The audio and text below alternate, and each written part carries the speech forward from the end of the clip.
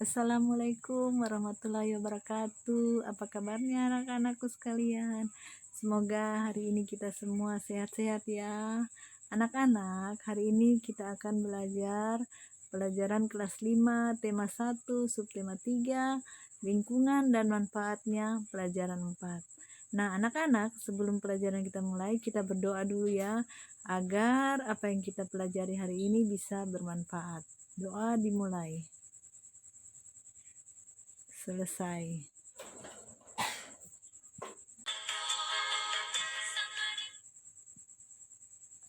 Nah, anak-anak, kisah kejayaan Bahari bangsa Indonesia sebagai negara maritim pada masa lalu membuat kita bangga loh.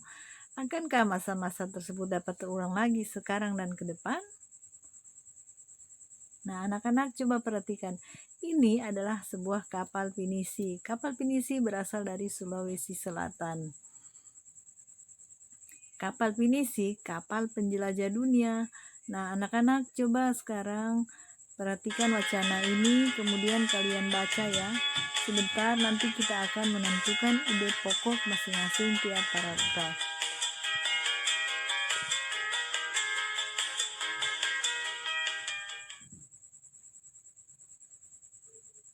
Nah, setelah kalian baca, marilah kita menentukan ide pokok masing-masing tiap paragraf.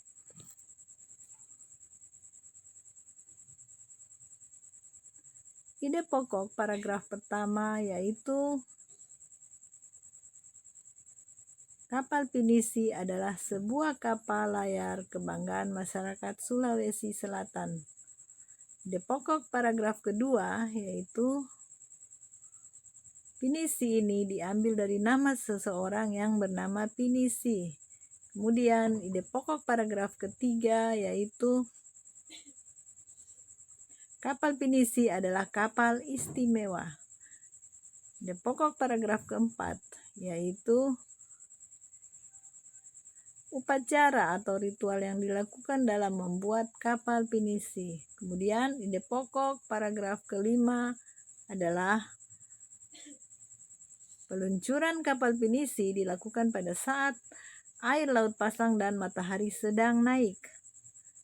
Ide pokok paragraf ke-6 yaitu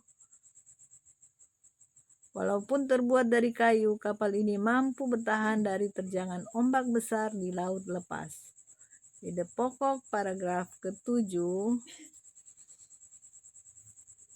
kapal pinisi umumnya memiliki 2 tiang layar utama dan 7 buah layar. Ide pokok paragraf ke-8 yaitu kapal pinisi umumnya ada 2 jenis. Ide pokok paragraf ke-9 yaitu kegunaan kapal pinisi. Kemudian ide pokok paragraf ke-10 yaitu kapal pinisi dijadikan lambang salah satu gerakan WWF yakni SOSARS. Nah, anak-anak, selesai sudah kita mengerjakan ide pokok dari bacaan tadi.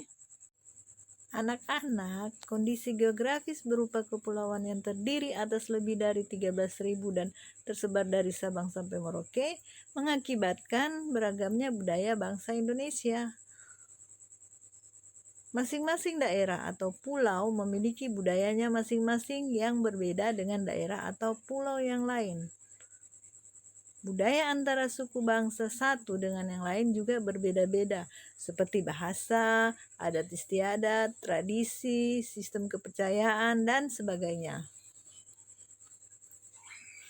Ciri keragaman budaya lokal Indonesia.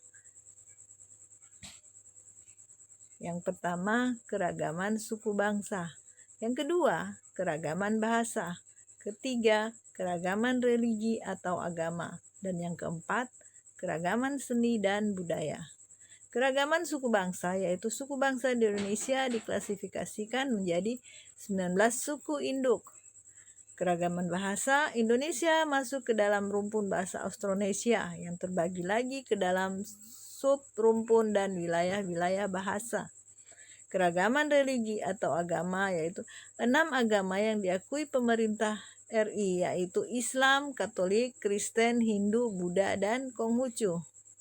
keragaman seni dan budaya, yaitu salah satu wujudnya adalah kesenian, baik seni sastra, seni tari, seni musik, dan seni drama. Berikut ini adalah contoh budaya asli Indonesia. Yang pertama adalah reog. Reog berasal dari Ponorogo, Jawa Timur. Yang kedua, tari kecak. Tari kecak ini berasal dari Bali. Nah, itulah contoh budaya asli Indonesia yang ada. Selanjutnya, contoh budaya hasil pencampuran dengan budaya luar negeri. Yang pertama adalah keroncong. Awalnya, jenis musik keroncong diperkenalkan oleh bangsa Portugis sebagai sarana hiburan untuk para budak Portugis yang berasal dari Afrika Utara dan India. Jadi, keroncong ini merupakan budaya hasil pencampuran dengan budaya luar negeri. Yang kedua, barongsai. Barongsai berasal dari Cina, yang salah satu contoh budaya Cina yang telah menyebar ke seluruh dunia, termasuk Indonesia. Nah, itulah anak-anak contoh budaya asli Indonesia dengan contoh budaya hasil campuran dengan luar negeri.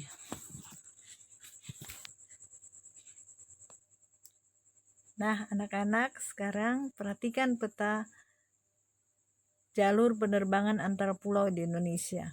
Sekarang sebutkan bandara-bandara dan lapangan udara tiap-tiap provinsi di Indonesia. Nah, perhatikan anak-anak, ini adalah nama-nama bandara di Indonesia. Jadi kalian baca ya, kalau perlu dihafal supaya bisa menambah pengetahuan dan wawasan kalian.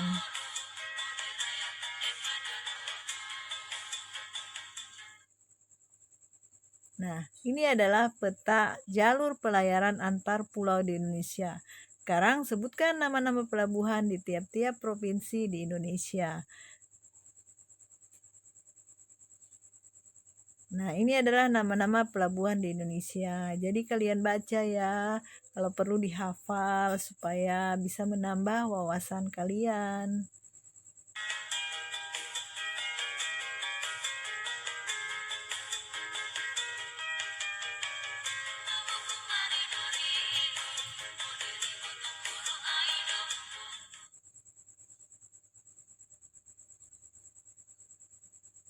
Kemajuan dan perkembangan bidang transportasi antar pulau akan makin memperkuat persatuan dan kesatuan bangsa.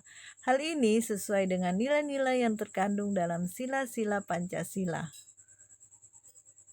Contoh-contoh kegiatan pengambilan keputusan bersama yang sesuai dengan nilai-nilai Pancasila.